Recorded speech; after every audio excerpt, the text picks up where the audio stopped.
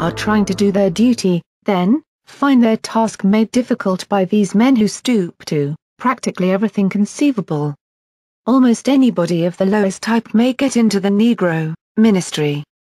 The Methodists claim that they have strict regulations to prevent this, but their net draws in proportionately as many undesirables as one finds among the Baptists.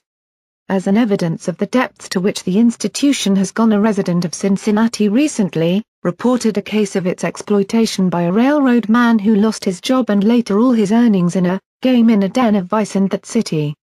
To refinance himself, he took an old black frock coat and a Bible and went into the heart of Tennessee, where he conducted at various points a series of distracted, protracted meetings which netted him 299 converts to the faith and $400 in cash. He was enabled thereby to return to the game in Cincinnati, and he is still in the lead. Other such cases are frequently reported. 34. Visit neoageuniversity.com. The large majority of Negro preachers of today, then, are doing nothing more than to keep up the medieval hellfire scare which the whites have long since abandoned to emphasize the humanitarian trend in religion through systematized education. The young people of the Negro race could be held in the church by some such program, but the Negro's Christianity does not conceive of social uplift as a duty of the church. And consequently Negro children have not been adequately trained in religious matters to be equal to the social demands upon them. Turning their back on medievalism, then, these untrained youth think nothing of taking up moonshining, gambling, and racketeering as occupations. And they find great joy in smoking, drinking, and fornication as diversions. They cannot accept the old ideas, and they do not understand the new. What the Negro Church is, however, has been determined largely by what the white man has taught the race by precept and example.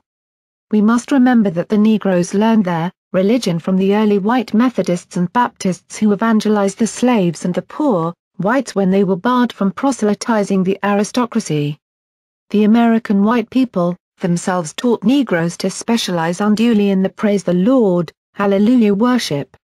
In the West Indies, among the Anglicans and among the Latin people, Negroes do not show such emotionalism.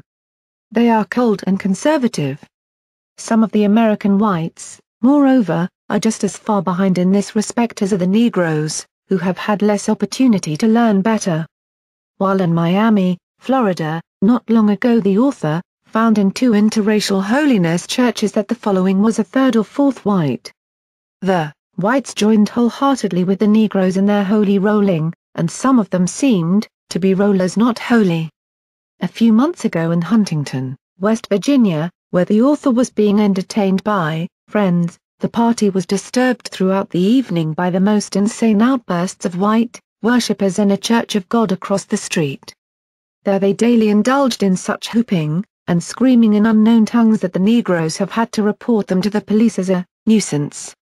The author has made a careful study of the Negro Church, but he has never known Negroes to do anything to surpass the performance of those heathen. The American Negroes' ideas of morality, too, were borrowed from their owners. The Negroes could not be expected to raise a higher standard than their aristocratic governing class that teemed with sin and vice. This corrupt state of things did not easily pass away. The Negroes have never seen any striking examples among the whites to help them in matters of religion.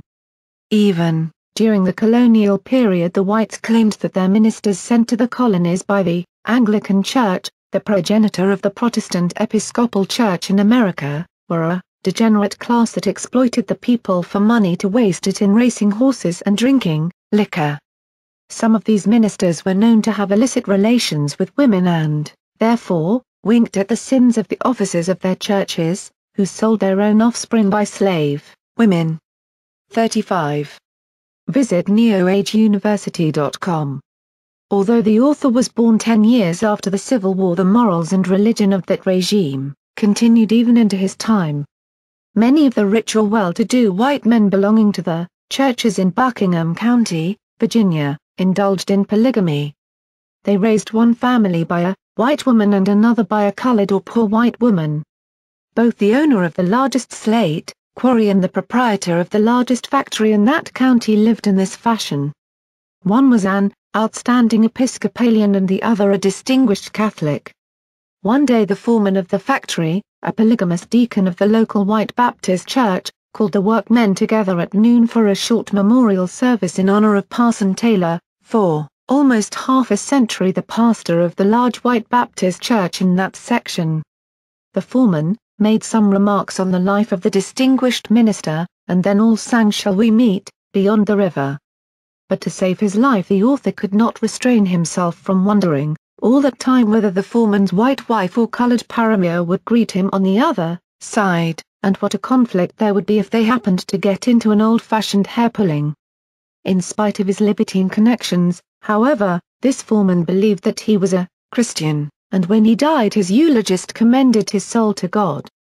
Some years later, when the author was serving his 6 years apprenticeship in the West Virginia coal mines, he found at Neutelberg a very faithful vestryman of the White Episcopal Church at that point.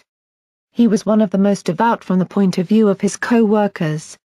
Yet, privately, this man boasted of having participated in that most brutal lynching of the 4 Negroes who thus met their doom at the hands of an angry mob in Clifton Forge, Virginia, in 1892. It is very clear, then, that if Negroes got their conception of religion from slaveholders, libertines, and murderers, there may be something wrong about it, and it would not hurt to investigate it. It has been said that the Negroes do not connect morals with religion. The historian would like to know what race or nation does such a thing. Certainly the whites with whom the Negroes have come into contact have not done so. Professional education discouraged, in the training for professions other than the ministry and teaching the Negro has not had full sway. Any extensive comment on professional education by the Negro, then, must be mainly negative. We have not had sufficient professional schools upon which we can base an estimate of what the Negro educator can do in this sphere. If mistakes have been made in miseducating the Negro professionally, it must be charged not so much to the account of the Negroes themselves as to that of their friends who have performed this task. We are dealing here, then, mainly with information obtained from the study of Negroes who have been professionally trained by whites, in their own schools and in mixed institutions. 36. Visit neoageuniversity.com. The largest numbers of Negroes in professions other than the ministry or education are physicians, dentists, pharmacists, lawyers and actors. The numbers in these and other lines have not adequately increased because of the economic status of the Negroes and probably because of a false conception of the role of the professional man in the community and its relation to him. The people whom the Negro professional men have volunteered to serve have not always given them sufficient support to develop that standing and solidarity which will make their position professional and influential. Most whites in contact with Negroes, always the teachers of their